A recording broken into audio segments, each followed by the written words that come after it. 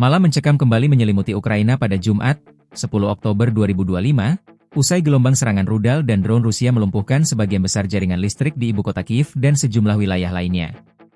Serangan besar-besaran tersebut menimbulkan kepanikan di tengah warga yang tengah bersiap menghadapi musim dingin. Menurut laporan Reuters dan BBC, serangan yang dilancarkan sejak Kamis malam itu menghantam infrastruktur energi utama, menyebabkan padamnya listrik di jutaan rumah tangga dan gangguan pasokan air bersih di berbagai kota besar.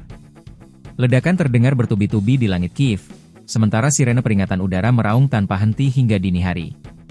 Pemerintah Ukraina melaporkan sedikitnya satu anak laki-laki berusia 7 tahun tewas di wilayah Zaporizhia akibat hantaman rudal yang menghancurkan kompleks perumahan.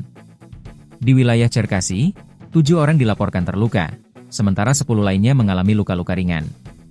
Ini adalah salah satu malam paling gelap sejak awal invasi, ujar pejabat darurat setempat, dikutip dari Al Jazeera.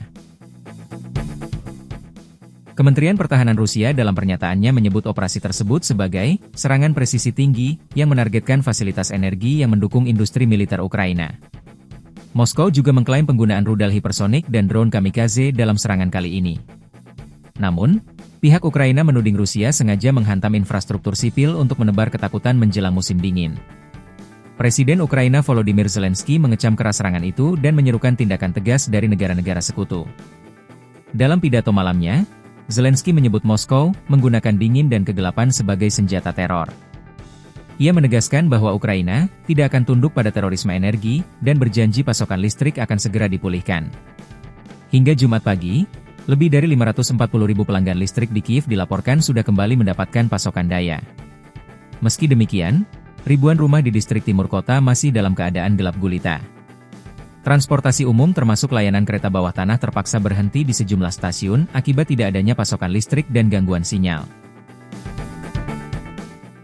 Menteri Energi Ukraina, Herman Halushchenko, mengatakan bahwa serangan kali ini merupakan salah satu yang terbesar sejak Rusia memulai invasi pada Februari 2022. Ia menambahkan bahwa tim perbaikan bekerja tanpa henti untuk menyalakan kembali jaringan utama yang rusak akibat ledakan.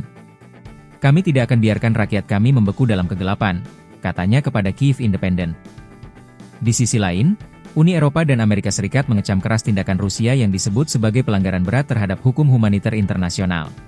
Menyerang infrastruktur sipil bukanlah operasi militer, melainkan terorisme, kata perwakilan Uni Eropa untuk kebijakan luar negeri, Josep Borrell, dalam konferensi pers di Brassel.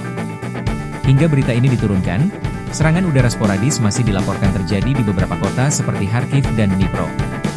Pihak Ukraina terus memperkuat sistem pertahanan udaranya, sementara warga berupaya bertahan di tengah suhu yang mulai menurun. Kami tidur di ruang bawah tanah dengan lilin, ujar Natalia. Warga Kiev berusia 34 tahun, kepada The Guardian.